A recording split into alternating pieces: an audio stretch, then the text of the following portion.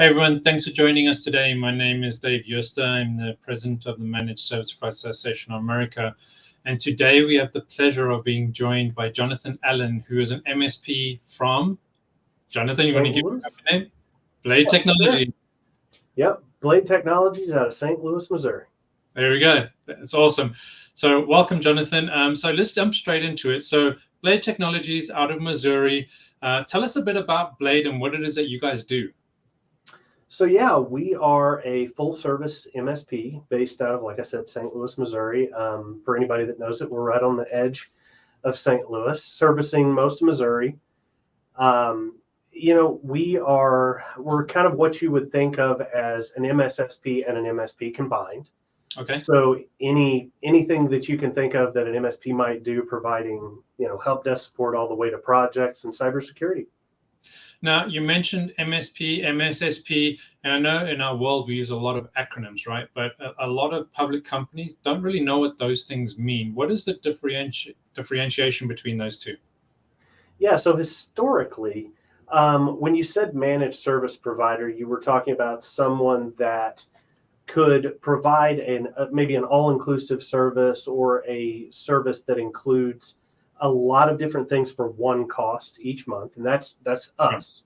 So remote help desk management, all that stuff. As we've gotten further along, you've also started hearing the term MSSP or managed cybersecurity provider, something like that. They get tossed around. Sure. And so we do a lot of the cybersecurity things as well. But you also do the MSP side of things. Was that correct? Correct. Okay. Tell us a bit about Blade. I know Blade, we've spoken a bit this morning already, but Blade's been around for a long time. Very, very quickly at a high level, how did Blade come into development or into this world we call MSPs? Yeah, so we started much like a lot of the firms that started in the mid to late 90s. We started as a break-fix firm, and honestly, we started to help people that historically couldn't afford to get the type of service we can provide. One of our founders created Blade around the theory that even though you didn't have $30,000, which back then would have been a small amount, we Sure. could still help you. And so that's kind of how we became what we are, and nothing's really changed. We're still here just to help normal, everyday, true small business up into medium business with what they need in the MSP space.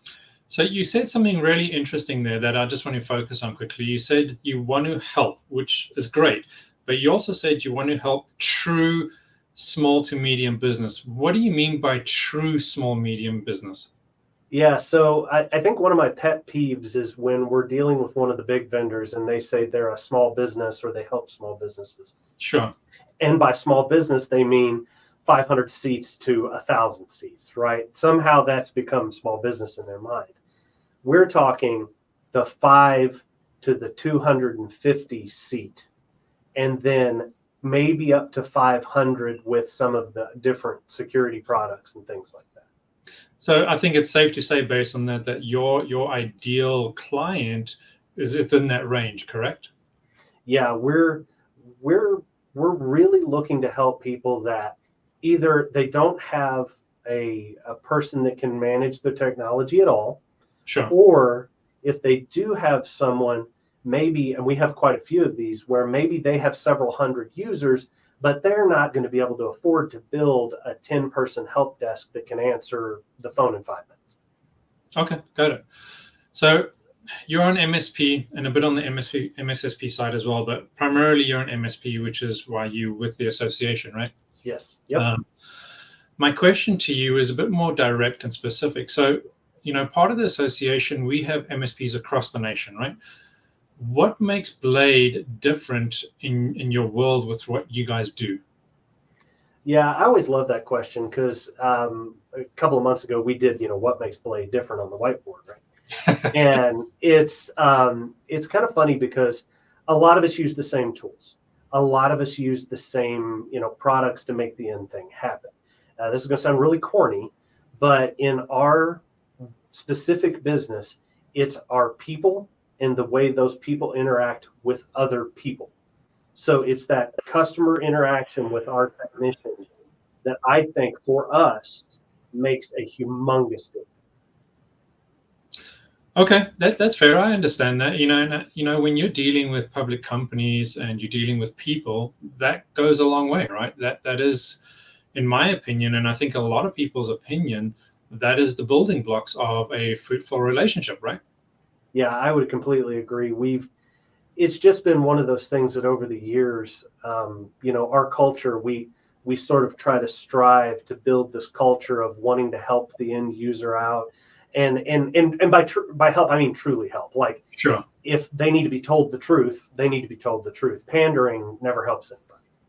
Okay, so let's speak about that quickly. So you say if they need to be told the truth. So if a client comes to you and Blade Technologies simply is unable to help or is not comfortable helping for whatever reason is, what do you guys do to take that extra step to help that potential client?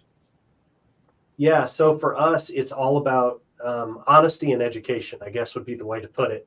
Okay. I don't ever pull punches when it comes to, if I go into a client, and I do this frequently, and there is some people would jokingly call it a dumpster fire, right? You walk in, Yeah. and the previous IT firm basically almost burned them to the ground, and now we're coming in.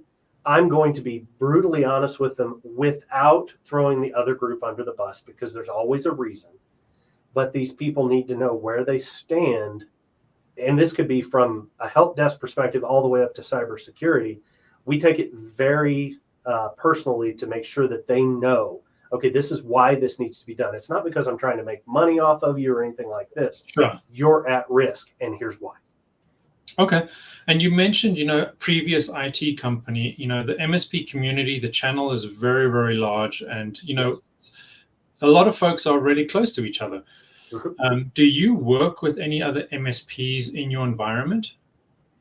Yeah, so we have there's 4 or 5 of us in the St. Louis area that are sort of, we call coopetition. Okay.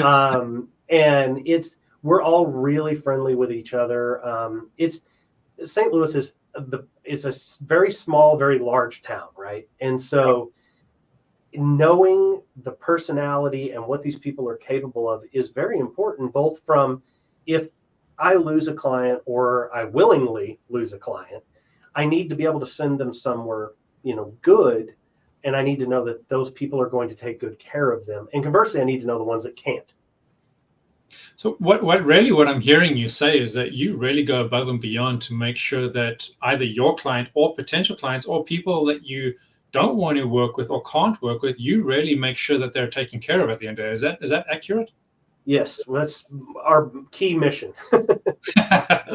Well, that's awesome. I think if this keeps on going, in this channel, and we all kind of reach out to that, I think the business world relying on MSP is only going to grow, and the reliability and the dependability is going to be so much better for all of us in this channel, right?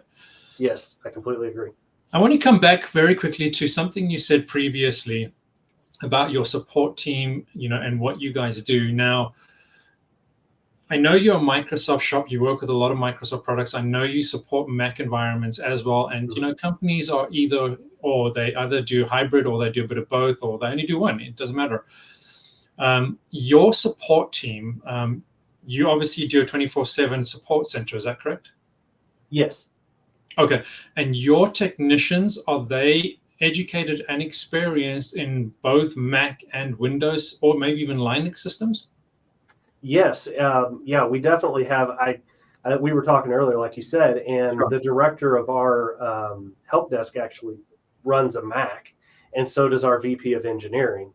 So that's not a problem. All of our guys are cross-trained. We have tools for the Mac, just like we have in the PC. And weirdly enough, you asked about Linux. I actually have an employee that is on the Linux Bible as a contributor for the designing of the kernel. Okay. Well, there you go. So it covers the whole gamut of operating systems, right? Yep. All right, we're going to finish off in a second, but before we do finish off, is there anything that you would like to say to anyone who's going to be watching this now or in the future? Yeah, the one thing that I would like to convey to people is, in the world of choosing an MSP, possibly choosing it for the first time, don't let paralysis be the thing that makes you not do it, because the easiest thing to do is nothing, right?